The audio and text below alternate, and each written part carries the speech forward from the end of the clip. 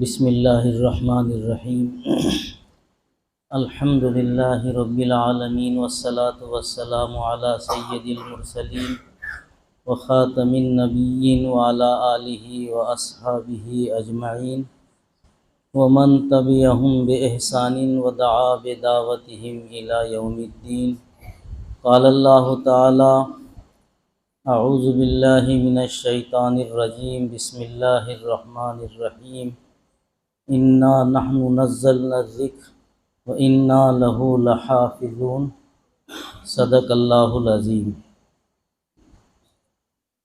حضرات علماء اکرام، حفاظ اعظام، حاضرین گرامی اور عزیز طلباء، ہمارے لیے بڑا ہی خوشی کا موقع ہے کہ آج کی یہ مجلس تکمیل قرآن کی مجلس ہے اور ناظرہ مکمل کرنے کی مجلس ہے۔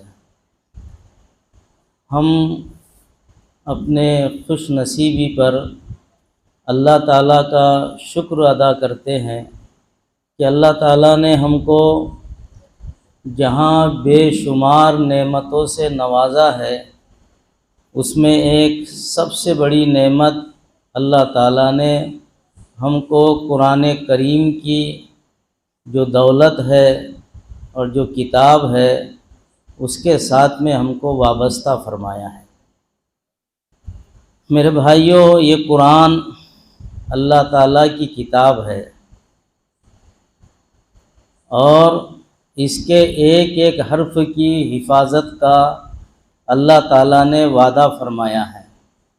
اس قرآن کو نازل ہونے 1450 سال ہو گئے ہیں، اس میں کوئی آج تک غلطی نہیں نکال سکا، اس میں آج تک کوئی تبدیلی نہیں کر سکا۔ ایک سافٹ ویئر ایسا نکلا ہے کہ اس کے اندر عربی کی کتاب لوڈ کر دو اور اس کا بٹن دبا دو تو وہ سب اس میں غلطیاں بتا دیتا ہے۔ اس میں 14 قسم کے کھانے بنے ہوئے ہیں۔ تو ایک عیسائی نے جو ہے قرآن کریم کی غلطیاں بتانے کے لیے اس کو استعمال کرنا چاہا اور دنیا کے بڑے بڑے لوگوں کو جمع کیا اس پروگرام کے اندر اور قرآن کو اس کے اندر لوڈ کر دیا۔ جب بڑے بڑے لوگ جمع ہو گئے تو پھر اس نے اس کا بٹن دبایا تو اس میں 14 قسم کی غلطیاں کے کھانے تھے۔ جیسی بٹن دبایا اس نے تو ہر کھانے کے اندر 0 0 0 0 آیا کہ اس میں کوئی بھی کسی بھی قسم کی غلطی نہیں ہے۔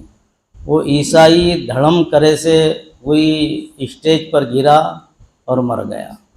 وہ تو قرآن کریم کی غلطیاں پکڑ کے لوگوں کو دکھانا چاہتا تھا، لیکن ایک بھی غلطی اس کے اندر، تو اس پر اس کا ایسا اثر ہوا کہ گرا اور مر گیا۔ آپ میں سے بہت سارے لوگ جو ہے بال ٹھاکرے صاحب کا نام آپ نے سنا ہوگا، ابھی زیادہ زمانہ نہیں گزرا ان کے انتقال کو، تو ہمارے کچھ ساتھیوں نے ان کو مریٹھی والا قرآن شریف لیا کے دیا تھا کہ صاحب یہ پڑھو، یہ مالک کا سچا کلام ہے۔ تو اس نے 3 سال تک قرآن کریم کا وہ مریٹھی کا جو ترجمہ تھا اس کا مطالعہ کیا۔ درمیان میں ساتھی ان سے رابطے میں بھی رہے کہ صاحب پڑھ رہے کہ نہیں پڑھ رہے، کتنا ہوا، کیا ہوا۔ تو پھر انہوں نے 3 سال کے بعد میں کہا کہ اب میرا پورا پڑھنا ہو گیا۔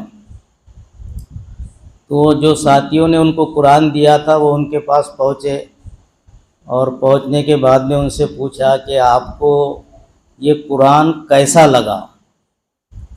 تو کہا کہ اس کا جو ٹرانسلیشن آپ لوگوں نے مراٹھی میں کیا ہے یہ تو زیادہ مجھے سمجھ میں نہیں آیا، لیکن اتنی بات پکی ہے کہ یہ قرآن کسی انسان کا بنایا ہوا نہیں ہے، یہ قرآن صرف اور صرف مالک کا ہی بنایا ہوا ہے۔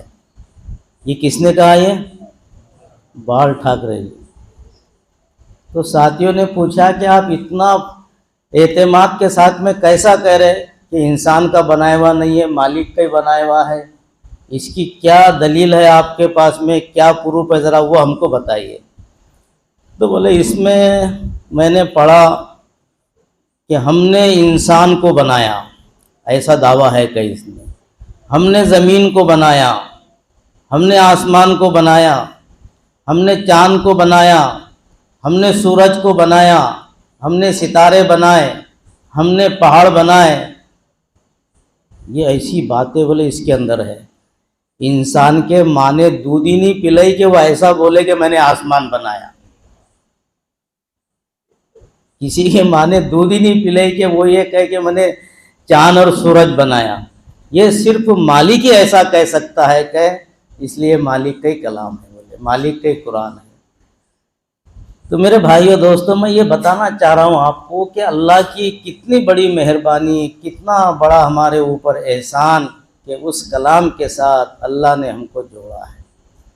ہم اپنے آپ کو بھی اس قرآن کے ساتھ وابستہ کریں، اپنے بچوں کو بھی اس قرآن کے ساتھ وابستہ کریں۔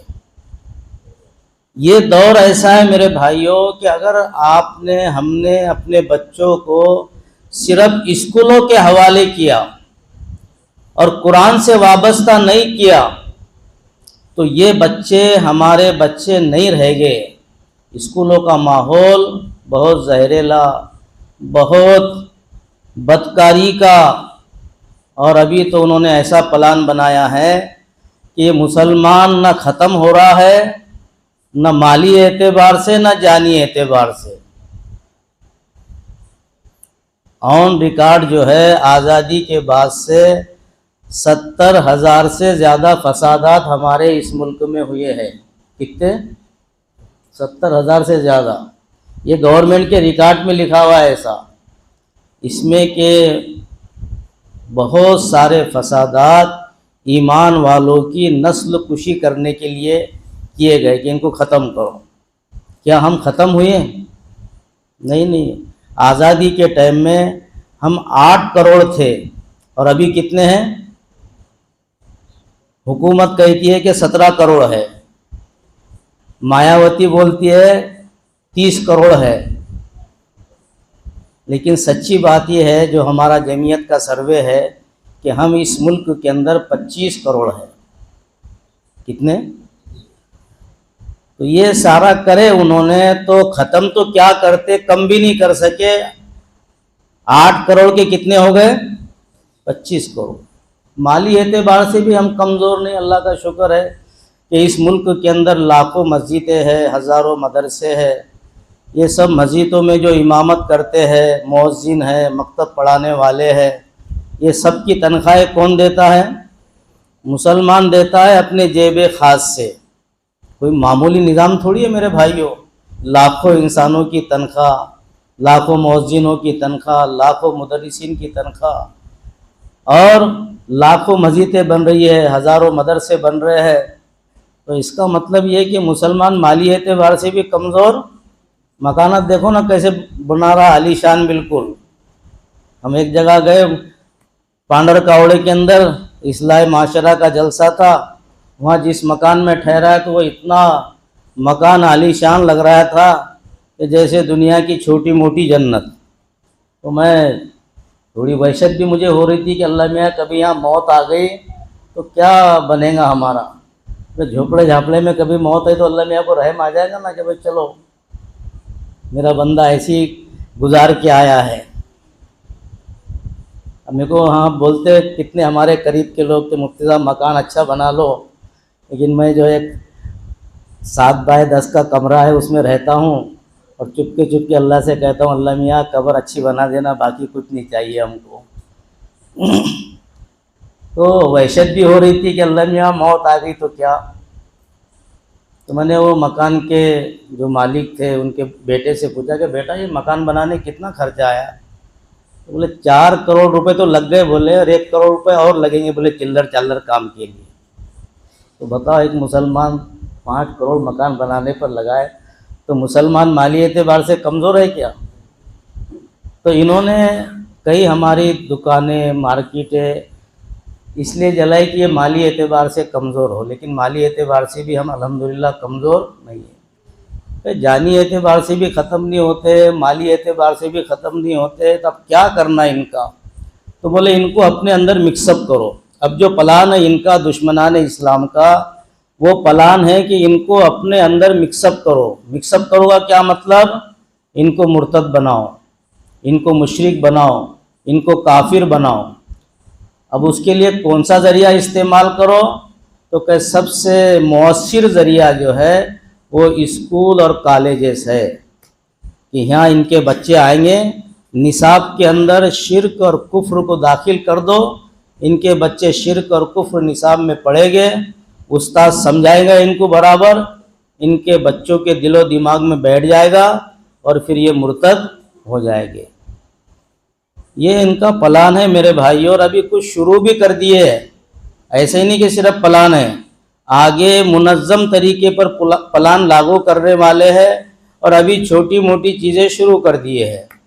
ابھی اس 8 دن کے اندر واٹس ایپ کے اوپر ایک ویڈیو وائرل ہو رہا ہے، اس میں جو ہے بچیاں بھی ہے اور بچے بھی ہے، کچھ بچیاں اسکارف بھی اوڑھے ہوئی ہے۔ اسکول شروع ہونے سے پہلے وہ بچوں کو کیا پڑھایا جا رہا ہے؟ کس نے واٹس ایپ پر دیکھا؟ ہنومان چالیسا ان کو پڑھایا جا رہا ہے۔ کس کو؟ مسلمان بچوں کو۔ میرے بھائیوں، ہم ہر چیز میں کمپرمائز کر سکتے ہیں، لیکن ایمان کے بارے میں کمپرمائز کا کوئی سوال ہی نہیں۔ جان چلی جائے، مال چلا جائے، سستا سودا، ایمان بچ جائے، یہ ہمارا ایمان ہے کہ ایمان ہم کسی حال میں نہیں جانے دیں گے۔ لیکن ہماری نسلوں کے ساتھ میں ایسا کیا جا رہا ہے۔ اب ہمارے اوپر لازم ہے کہ ہم اپنے خرچے کم کریں، شادی بیاہ کے خرچے کم کریں، تعمیرات میں ضرورت کے پورتا خرچ کریں، اور اپنی اسکولیں اور اپنے کالجز ہم بنائیں۔ میرے بھائیوں، ایمان کا مسئلہ ہے ہمارے نسلوں کے۔ حضرت مولانا علی میاں صاحب رحمۃ اللہ علیہ نے 1974 کے اندر یہ بات فرمائی تھی کہ وہ مسلمانوں، جس طرح تم مسجد بنانے کو نیکی کا کام سمجھتے ہو، مدرسہ اور مکتب بنانے کو نیکی کا کام سمجھتے ہو، کنواں کھودنے کو، پانی پلانے کو نیکی کا کام سمجھتے ہو، دینی ماحول کے اندر اسکول اور کالجز بنانا یہ بھی ایسا ہی نیکی کا کام ہے جیسے مسجد بنانا نیکی کا کام ہے۔ کیوں؟ کہ ایمان کا بچانا فرض ہے، عزت کا بچانا فرض ہے، اور اسکولوں اور کالجز میں ہمارے نسلوں کا نہ ایمان محفوظ ہے نہ عزت محفوظ ہے، اور ان کا بچانا فرض عین ہے۔ اب جس جگہ پر یہ بچے گا ایمان اور عزت، اس کا قائم کرنا بھی حضرت نے کہا کہ فرض عین ہے۔ اس لیے میرے بھائیوں، ہم ہوش کے ناخن لیں، خواب غفلت میں نہ رہے۔ پہلے جیسا دور نہیں رہا، اب ہمارا ملک جو ہے بہت تیزی سے کروٹ لے رہا ہے۔ اگر ہم خواب غفلت میں رہے تو پھر یہاں پر شرک اور کفر کا نظام قائم ہو جائے گا، ہماری نسلیں ہمارے ہاتھ سے نکل جائے گی، اور اگر ہم نے اپنی ذمہ داری ادا کی تو پھر میرے بھائیوں کوئی دنیا کی طاقت ہمارا بال بیکا نہیں کر سکتی۔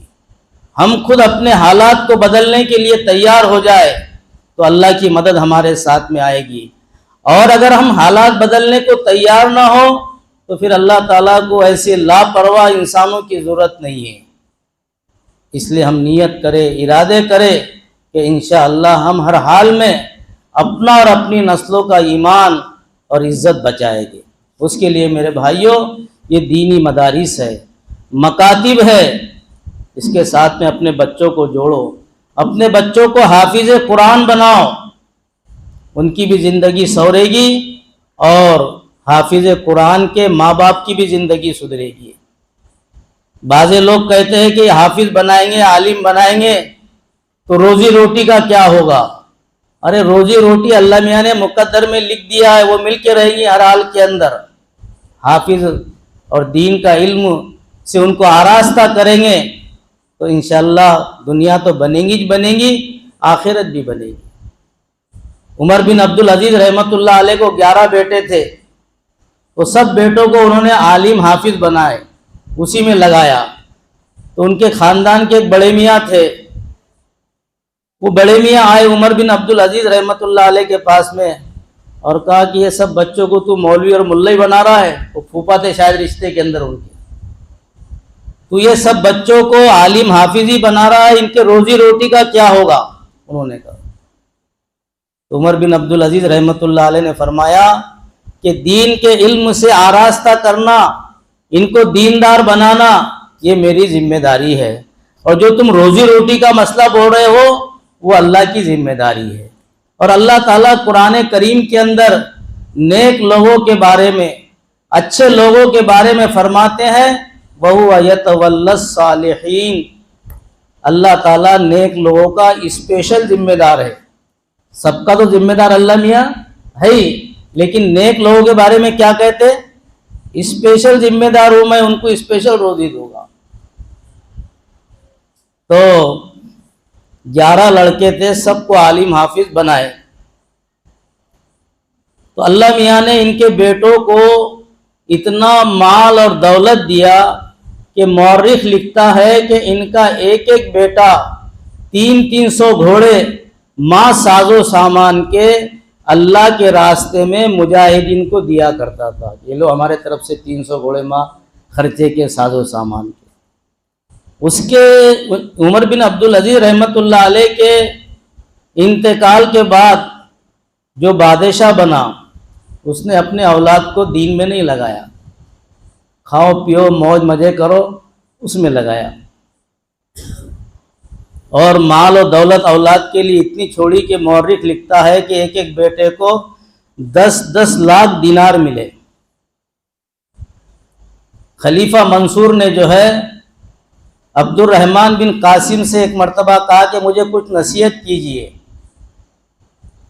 تو عبد الرحمن بن قاسم نے کہا کہ تم جو نصیحت کی بات کر رہے ہو تو آنکھوں سے دیکھی ہوئی نصیحت کرو کہ کانوں سے سنی ہوئی نصیحت کرو؟ تو خلیفہ منصور نے کہا کہ نہیں، آنکھوں سے دیکھی ہوئی نصیحت کرو۔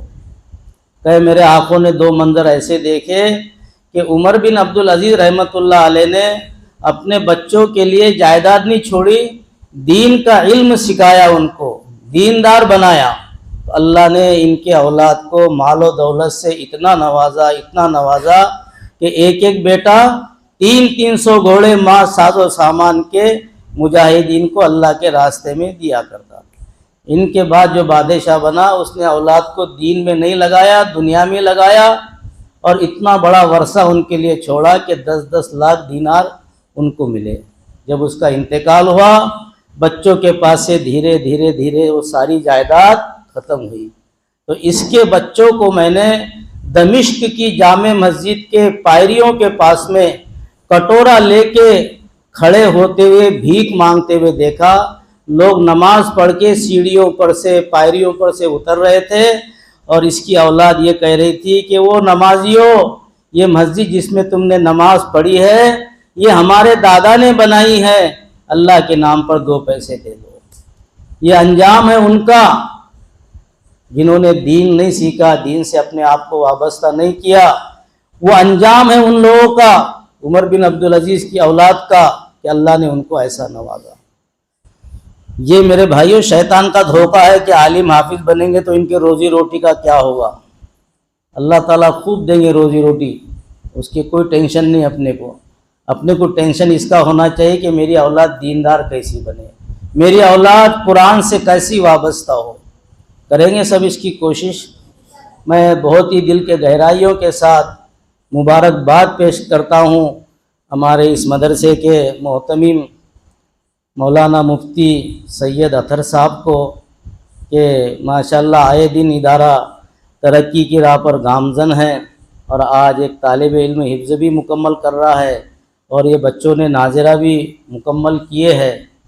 تو میں اس طالب علم کو، محتمم صاحب کو، یہاں کے پڑھانے والوں کو، کے والدین کو بہت دل کے گہرائیوں کے ساتھ مبارکباد پیش کرتا ہوں، اور یہ ہمارے بچے جنہوں نے ناظرہ کیے ہیں ان سے بھی درخواست کرتا ہوں یہ آپ کی ایک منزل ہوئی ہے، ناظر قرآن پاک ایک منزل، اس کے بعد دوسری منزل کون سی ہے؟ زور سے بولو، حفظ کی ہے منزل۔ پھر اس کے بعد میں تیسری منزل کون سی ہے؟ عالم بننے کی۔ تو دو منزل جیسی تم نے ہمت کے ساتھ اپنے آپ کو جمایا ہے، ایسی اگلی جو دو منزلیں حافظ بننے کی اور عالم بننے کی، اس میں بھی جمیں گے نا برابر۔ اللہ تعالیٰ جمائے اور آپ کو جو ہے عالم ربانی بنائے، دین کا داعی بنائے، حافظ قرآن بنائے۔ بس اسی پر میں اپنی بات کو مکمل کرتا ہوں۔ اگر آپ کو ہمارے ویڈیوز پسند آ رہے ہیں تو ہمارے اس مولانا اسماعیل اشاعتی آفیشیل چینل کو لائک کیجئے، شیئر کیجئے اور سبسکرائب کر کے بیل آئیکن گھنٹی دبا دیجئے تاکہ ہر آنے والی نئی ویڈیوز آپ کے موبائل پر آ جائے۔